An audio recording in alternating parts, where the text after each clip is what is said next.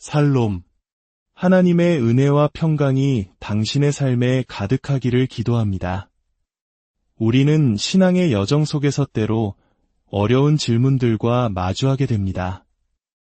특히 우리의 감정과 순종 사이의 관계에 대한 고민은 많은 이들이 공감하는 주제일 것입니다. 오늘 이 이야기가 여러분의 믿음을 더욱 단단하게 세우는 귀한 시간이 되기를 소망합니다. 잠시 시간을 내어 이 채널을 구독하고 좋아요를 눌러주신다면 더 많은 분들에게 이 은혜의 메시지가 전달될 수 있을 것입니다. 여러분의 작은 행동이 하나님의 말씀을 전파하는 귀한 도구가 됩니다. 함께 해주시는 모든 분들의 삶 위에 주님의 축복이 함께하기를 바랍니다. 얼마 전 젊은 신앙인들과 함께 성경을 공부하는 모임이 있었습니다. 그들은 신앙에 대한 열정으로 가득 차 있었지만 동시에 깊은 고민을 안고 있었습니다. 한 청년이 제게 이렇게 물었습니다. 만약 제가 어떤 일을 할 때 사랑이나 감동 같은 마음의 움직임이 전혀 없이 오직 순종해야 한다는 의무감만으로 행한다면 그래도 괜찮은 걸까요? 하나님을 향한 어떠한 애정도 느끼지 못한 채 그저 명령이니까 따르는 것 과연 의미가 있을까요? 아주 중요하고 본질적인 질문이었습니다. 저는 망설임 없이 대답했습니다. 그러며 당연히 해야 합니다. 우리는 우리의 기분이나 감정 상태와 상관없이 하나님께 순종하도록 부름받은 존재입니다. 우리의 마음이 뜨겁든 차갑든 상황이 좋든 나쁘든 우리는 순종의 길을 걸어야 합니다. 이 대화는 더 깊은 이야기로 이어졌습니다. 그리고 오늘 특히 신앙의 길에 막 들어선 젊은이들과 함께 하나님을 사랑하는 것과 순종하는 것이 어떻게 연결되는지에 대해 나누고 싶습니다. 먼저 우리는 어떻게 하나님을 향한 사랑을 키워나갈 수 있을까요? 제가 처음 신앙을 가졌을 때를 돌이켜보면 하나님을 더 사랑해야 한다는 사실을 절실히 깨닫고 있었습니다. 하지만 어떻게 해야 할지 막막했습니다. 아마 지금 이 방송을 듣는 많은 분들도 비슷한 고민을 하고 계실 겁니다. 이 땅에서 살아가는 동안 우리는 끊임없이 하나님을 더욱 사랑해야 할 필요성을 느끼게 될 것입니다. 제가 젊었을 때 우리는 종종 부흥회나 수련회 같은 집회에 참석했습니다. 그곳의 분위기는 매우 뜨거웠습니다. 강력한 설교와 은혜로운 찬양, 그리고 믿음의 형제자매들과 함께하며 하나님을 향한 사랑과 열정이 불타오르는 것 같았습니다. 하지만 집회가 끝나고 일상으로 돌아오면 불과 며칠 만에 그 뜨거웠던 마음은 식어버리고 예전의 모습으로 돌아가 있는 자신을 발견하곤 했습니다. 저는 이것이 근본적인 해결책이 아니라는 것을 깨달았습니다. 그렇다면 성경적인 방법으로 지속적으로 하나님을 향한 우리의 사랑을 성장시키는 비결은 무엇일까요? 저는 로마서 12장 1절과 2절 말씀에서 그 해답의 실마리를 찾을 수 있다고 믿습니다. 사도 바울은 이렇게 권면합니다. 그러므로 형제들아 내가 하나님의 모든 자비하심으로 너희를 권하노니 너희 몸을 하나님이 기뻐하시는 거룩한 산제물로 드리라. 이는 너희가 드릴 영적 예배니라. 한번 생각해 보십시오. 바울은 한 인간에게 요구할 수 있는 가장 위대한 것을 요구하고 있습니다. 바로 자신의 삶 전체를 산제물로 바치라는 것입니다. 다른 사람이나 교회라는 조직을 위해서가 아니라 오직 하나님을 위해 살아있는 제물이 되라는 것입니다. 도대체 무엇이 한 인간으로 하여금 이토록 소중한 자신의 생명을 기꺼이 내어놓도록 만들 수 있을까요? 바울은 그 동기를 명확하게 밝힙니다. 바로 하나님의 모든 자비하심 때문이라는 것입니다. 여기서 말하는 하나님의 자비하심은 무엇일까요? 사실 바울은 로마서의 첫 11장에 걸쳐 그 자비하심이 무엇인지 상세하게 설명했습니다. 로마서 1장부터 3장까지는 인간의 전적인 타락과 부패에 대해 이야기합니다. 우리는 죄인이며 하나님의 원수였고 그의 진노를 받아 마땅한 존재라는 것입니다. 하지만 4장과 5장에서 이야기는 극적으로 전환됩니다. 예수 그리스도 안에서 베푸신 하나님의 구원, 즉 하나님의 자비하심에 대해 선포합니다. 하나님께서 그의 아들을 통해 우리를 위해 행하신 놀라운 일, 그것이야말로 그분의 사랑과 자비, 그리고 은혜의 가장 위대한 계시입니다. 그리고 6장부터 8장까지는 우리가 죄와 씨름하는 가운데서도 어떻게 그리스도인의 삶을 살아갈 수 있는지, 그리고 우리 안에서 역사하시는 전능하신 하나님으로 인해 결국 승리하게 될 것임을 알려줍니다. 마지막으로 9장부터 11장에서는 이스라엘뿐만 아니라 모든 이방 민족을 향한 하나님의 구원 계획, 즉 온 세상을 향한 그분의 위대하고 신실하신 섭리를 보여줍니다. 이 모든 것을 종합해 볼 때 우리는 중요한 결론에 도달합니다. 하나님을 향한 우리의 헌신과 사랑은 어떻게 성장하는가? 그 해답은 바로 이것입니다.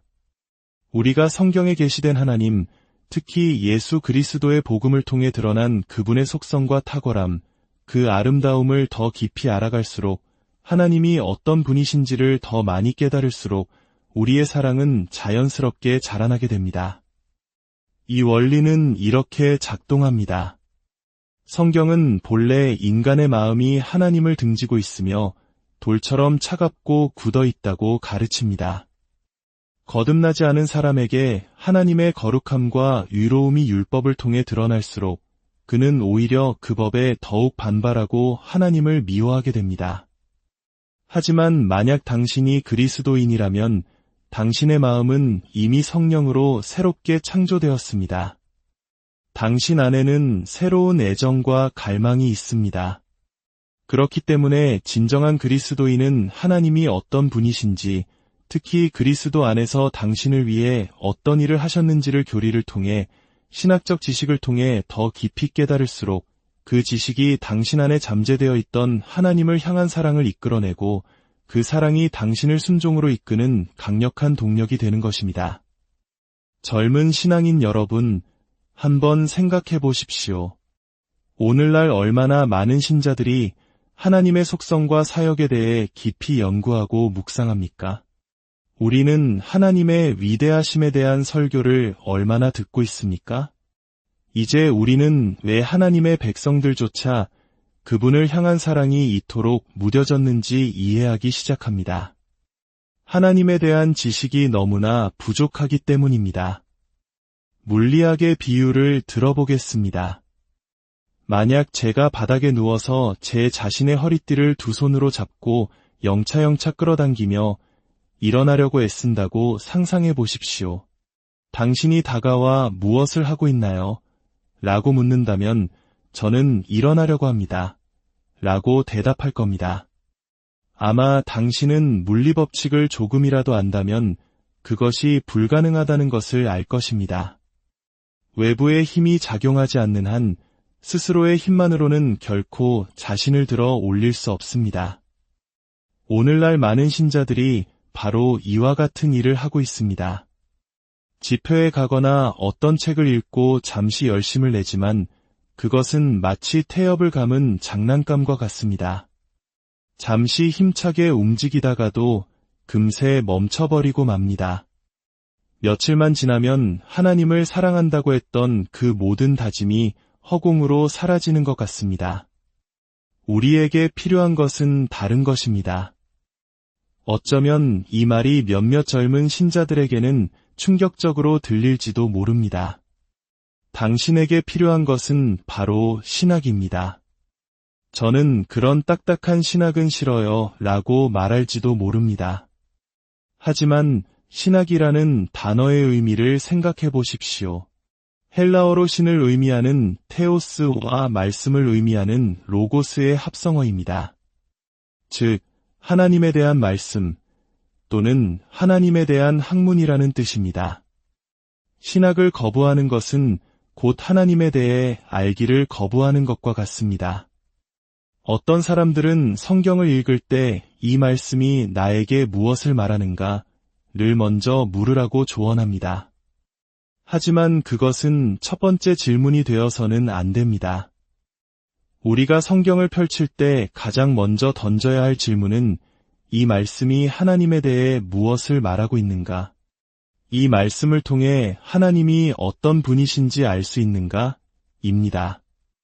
왜냐하면 당신의 마음이 진정으로 거듭났다면 당신은 하나님에 대해 더 많이 알수록, 특히 십자가에 나타난 그분의 사랑을 더 깊이 깨달을수록 그분을 더욱 사랑하게 될 것이기 때문입니다. 바로 이것이 우리가 지식 안에서 그리고 은혜 안에서 성장하는 방식입니다. 사람들은 제게 묻습니다. 오랜 세월 동안 전 세계를 다니며 복음을 전했는데 어떻게 그 열정이 식지 않고 오히려 더 커지는 것 같으냐고요. 그것은 제게 특별한 은사가 있어서가 아닙니다. 제가 끊임없이 하나님을 연구하기 때문입니다. 저는 위대한 분이 누구신지 알기 원합니다. 그분을 더 많이 알면 알수록 그분을 더 닮고 싶고 더 신뢰하고 싶고 그분의 이름을 더 높이고 싶어지기 때문입니다. 여러분, 하나님을 향한 사랑 안에서 성장하고 싶으십니까? 그렇다면 성경을 연구하십시오. 단지 성공적인 삶의 원칙을 찾기 위해서가 아니라 당신을 창조하시고 구원하시며 사랑하시는 그 인격이신 하나님을 알기 위해 성경을 읽으십시오. 그분의 아름다움과 능력, 그 탁월함은 끝이 없습니다. 우리가 천국에 가는 것을 소망하는 이유가 무엇입니까? 황금 길을 걷고 진주 문을 만져보기 위해서일까요? 그런 것들은 몇 달만 지나면 지루해질 것입니다. 천국이 천국인 이유는 그곳에 결코 다함이 없는 무한한 아름다움이 있기 때문입니다. 바로 창조주 하나님 자신입니다. 이 세상의 모든 것은 유한하지만 하나님은 무한하십니다. 우리는 영원이라는 시간 동안 그분의 속성과 아름다움을 탐구하게 될 것이며 천만 년이 지나도 결코 그 끝에 도달하지 못할 것입니다. 그것이 바로 천국의 진정한 기쁨입니다. 그렇다면 이제 처음의 질문으로 돌아가 봅시다. 아무것도 느껴지지 않을 때에도 순종해야 할까요? 네, 그렇습니다. 저 역시 수많은 세월을 육체의 고통과 함께 살아왔습니다. 아침에 눈을 뜰 때 가장 먼저 느끼는 것은 통증일 때가 많습니다. 하나님의 임재에 대한 어떤 감각도 뜨거운 감정도 없이 그저 피곤하고 지친 몸을 이끌고 침대에서 일어날 때가 부지기수입니다. 하지만 저는 일어납니다. 왜일까요? 감정 때문이 아니라 제가 알고 있기 때문입니다. 하나님이 얼마나 존귀하신 분인지, 얼마나 신실하신 분인지 제가 알고 있기 때문입니다. 그래서 아무것도 느껴지지 않을 때라도 저는 일어나 성경을 펴고 기도하며 순종의 길을 계속 걸어갑니다. 저는 바로 그런 순간에 아무것도 느껴지지 않는 칠흑 같은 어둠 속에서 오직 믿음으로 순종하며 걸어갈 때 우리가 하나님을 가장 영화롭게 한다고 믿습니다. 그것은 산 정상에서의 뜨거운 경험보다 더 순수한 믿음의 고백이기 때문입니다. 이사야 신장 10절은 우리에게 놀라운 통찰을 줍니다. 너희 중에 여호와를 경외하며 그의 종의 목소리를 청종하는 자가 누구냐? 흑암 중에 행하며 빛이 없는 자라도 여호와의 이름을 의뢰하며 자기 하나님께 의지할지어다. 젊은 신앙인 여러분, 이 말씀을 마음에 새기십시오. 흑암 중에 행하며 아무 빛도 보이지 않을 때, 아무것도 느껴지지 않을 때 우리는 어떻게 해야 합니까? 바로 주님의 이름을 신뢰하고 우리의 하나님을 의지하는 것입니다. 우리가 하나님이 어떤 분이신지 알 때 우리는 감정에 의존할 필요가 없습니다. 물론 뜨거운 감격과 사랑을 느끼는 순간들도 찾아올 것입니다. 그 시간들은 너무나 소중하고 아름답습니다. 하지만 모든 감각이 사라지고 마치 홀로 남겨진 것처럼 느껴지는 시험의 때도 반드시 찾아올 것입니다. 바로 그때가 하나님을 가장 영화롭게 할 수 있는 기회입니다. 이사야서는 이어서 경고합니다. 스스로 불을 피우고 그 불빛 속에서 걸어가는 자들은 결국 고통 속에 눕게 될 것이라고 말입니다. 하나님의 빛이 없을 때 우리는 스스로 인공적인 불, 즉 거짓된 영적 경험을 만들어내려는 유혹을 받습니다. 이 지표에서 저 지표로, 이 경험에서 저 경험으로 옮겨다니며 살지 마십시오. 대신 꾸준히 하나님의 말씀을 연구하는 삶을 사십시오. 단순히 필요를 구하는 기도를 넘어 하나님과 교제하고 동행하는 기도의 삶을 사십시오. 성경의 원리가 아닌 말씀의 주인이신 하나님 그분을 알아가십시오. 그렇게 할 때 당신은 어떤 상황 속에서도 흔들리지 않고 걸어갈 수 있을 것입니다. 감정이 뜨거울 때도 순종하고 모든 것이 어둡고 차갑게 느껴질 때에도 믿음으로 순종하며 하나님께 영광 돌리는 삶을 살게 될 것입니다. 오늘 나눈 이 말씀이 당신의 신앙 여정의 깊은 울림과 격려가 되기를 간절히 기도합니다. 주님의 말씀 안에서 하나님을 더 깊이 알아가는 기쁨이 당신의 삶을 가득